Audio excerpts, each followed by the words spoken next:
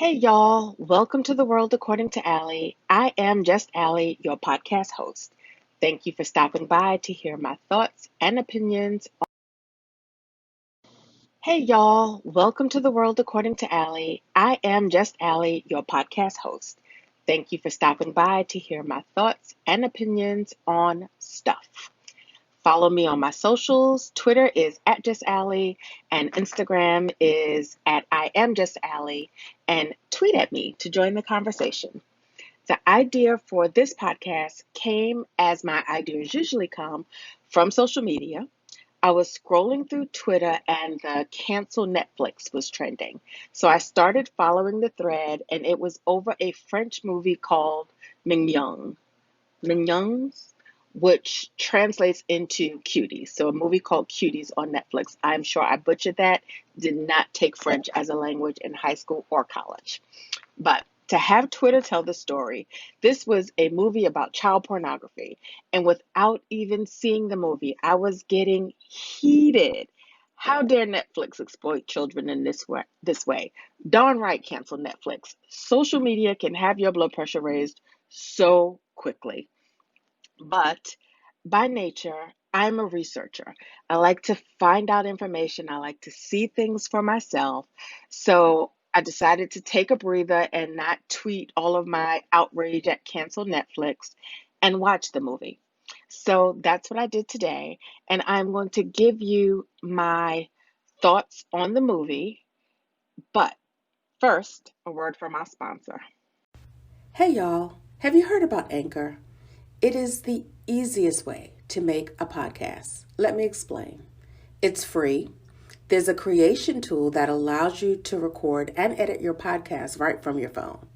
Anchor will distribute your podcast for you so it can be heard on Spotify, Apple Podcasts, and other outlets. You can make money from your podcast with no minimum listenership, and it is everything you need to make a podcast in one place. It's what I use, and let me tell you, it is easy and convenient. Download the Anchor app for free or go to Anchor FM to get started. That's ANCHOR.FM. Alert. So if you haven't seen the movie but plan to watch it, hit pause and come back because I can't give my opinion on the movie without really telling you what the movie is about. So, Cuties is a coming of age story about a young immigrant girl named Amy. She and her parents moved from Senegal to Paris, and she and her two younger siblings are in Paris living in a tenement project with her very religious aunt. Amy's upbringing is very strict. She sees a young girl in the building laundry room named Angelica, dancing and living a seemingly free life in contrast to hers. Amy has on like these leather hot pants and she's just dancing around to secular music. And Amy watches her and then, goes away. Then Amy hears her mom and overhears her mom and finds out that her father has taken on a new wife. The aunt is telling her mother, to make the phone calls and let the family know and be proud. And the mother is calling and telling the family, her husband's taken on another wife and she just hopes it's for love and she's so happy and all of this. But in between the phone calls, she is sobbing. We don't see her. We see it from the vantage point of Amy, who is under the bed, but we can hear her mother just heaving and sobbing. And you can then see Amy, the tears strolling down her face. And you can see at this point, this is where her 11-year-old mind is making the decision that this is not for her. She feels so sorry for her mother and she is mad at her father. And now remember, this is in contrast to her now being exposed to and seeing Angelica dancing around in the laundry room. So she knows that there is like this other world out there besides the world that she sees her mother trapped in. Meanwhile, at school, Amy is idolizing these girls that are on the dance team called Cuties that Angelica is in. This is the laundry room dancing girl. Um, Amy becomes friends with Angelica, and this brings her into the clique as a camera person at first, not as a dancer, but as a camera person with a phone she stole from her uncle, who doesn't seem to miss it, never cut it off, and it never seems to run out of batteries. But I digress. The girls do what preteen girls do.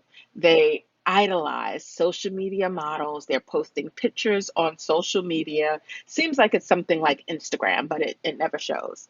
They're doing this for likes and clicks and to try to be popular.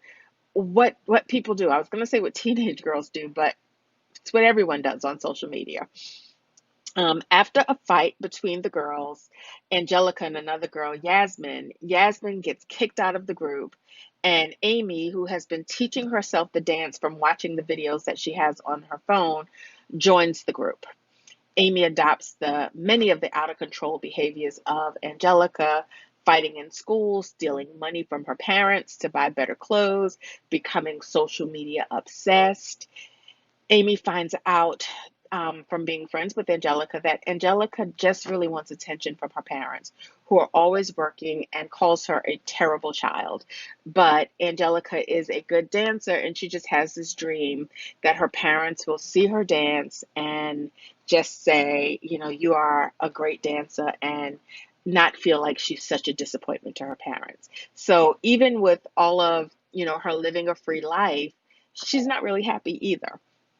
Anyway, um, Amy also finds out that Yasmin, the other girl, purges her food in this attempt to stay slim. So things are not what they seem. And all of these girls who seem happy, that happiness was superficial. But Amy is still determined not to end up like her mother. And she sees this dance group and these girls as the ideal. Her mother and her aunt find out what Amy is doing. They try to have the devil cast out of her. This does not stop her from acting out. She gets into a fight at school, and in this embarrassing moment during the fight, her underwear is exposed, which are these like typical teen undies. Of course, she's a young girl, and her parents are not buying her Victoria's Secret, right? She becomes a laughing stock, and Angelica starts saying, you have to do something to fix it. You have to do something to fix it. So there's this pressure of her being laughed at social media from her kitty underwear, and Angelica telling her to fix it. So what she does, what she thinks is the thing to do, is to take a picture of her private parts and post that on the internet. Wrong thing to do, but this is what she does. So now her privates are all over the internet. She becomes a laughing stock. All of the kids at school are now asking her friends to show their private parts. Amy is kicked out of the group. Yasmin's back in. And they make the competition. But before the competition, Amy pushes Yasmin into a lake, and this leaves the girls no other choice but to dance with her at the competition. In the middle of the event, she's like halfway through the dance, tears start streaming down her face, and Amy just runs off stage and runs home to her mom. Her mom forgives her, tells her she doesn't have to go to her father's wedding, and Amy puts on some like regular kids' clothes, like jeans and a t-shirt, and goes outside to jump rope. And so at this kind of conclusion, she realizes that there's something in the middle. She doesn't have to be this kind of provocative, showing it all young girl, and she doesn't have to be like her mom in what she sees as oppression, right? At the core, this movie takes a critical look at a culture that steers young and impressionable girls towards hypersexuality. It is a clash of Western culture against this backdrop of African identity and hyper religious identity. The movie is a social commentary against the pressures of hypersexualization of young girls. It it pushes against it and against this pressure of social media and what you have to do for likes and clicks. In the end, Amy makes the decision on her own to not embrace this hypersexuality. And also, she makes this decision to not attend her father's second wedding, which she is not in agreement with. I have to admit, some of the dancing was uncomfortable for me to watch. I hit that 10-second forward button more than once, more than twice, more than three times. I hit it through most of the dance scenes. Is my personal opinion that this film tackles a difficult and very real topic that pre adolescent teens are facing today with the pressures of social media, the pressure to be hypersexual, the pressure to have a full beat, made up face, the pressure to dress in a certain way, the pressure to have a certain body type, that they are bombarded with these images on social media, and it becomes part of what they want to become. So this movie really does tackle those subjects with the social media, with the purging of Yasmin, who is a little bit on the chubbier side, trying to stay thin to fit into the ideal image. I just feel like the message is lost in the hot pants and twerking. It made me uncomfortable. I'll be honest with that. Even though I understand what the movie was trying to do, but I also, see some of the dancing that these dance competitions do, and that makes me uncomfortable a little bit too. It it's the reality of the world that we live in, good or bad. That's a whole debate that we can have. But this movie pushes against that. It's trying to say you don't have to be this or that. You don't have to be hypersexual, and you don't have to live in what you see as oppression in a marriage that you're not happy with, right? The canceling of Netflix there's a petition that has over 600,000 signatures, and 600,000 people have not seen the movie. So many of the people who are canceling this movie didn't watch it. And I'm not a fan of cancel culture. One, it never works. That's the thing.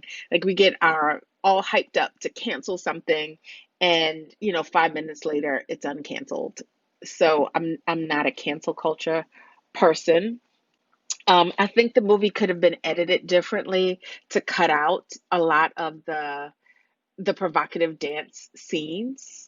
And I think Netflix marketed it completely wrong with the promos and posters that it chose to use. But I think Netflix also did that intentionally because controversy drives people to your site. And so I don't think that they made a mistake. I think they made a mistake, but I think it was intentional. I don't think that they made a mistake in posting what they posted and using the poster that they posted, because the poster that they used in France was completely different.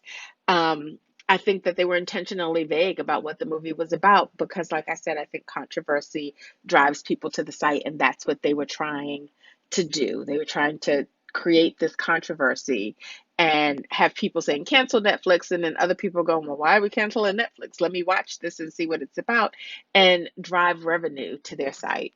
If you follow the money, you'll always follow the reasoning behind it. So one, I'm not for cancel culture. I'm not for cancel Netflix.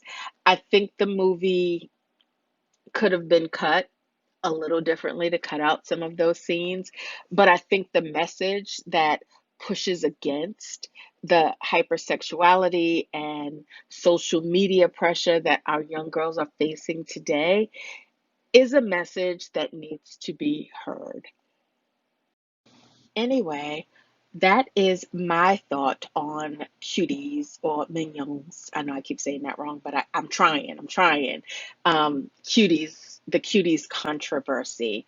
What is your thought on the movie? Have you watched it? Or is it just a hard pass for you and you have no intention of watching it? Head on over to Twitter and tweet at me at Just Ally, and let me know what your thoughts and opinions are, even if you just plan on, not watching it. Hard pass. tweet at me anyway. If you enjoyed this podcast, please support by sharing.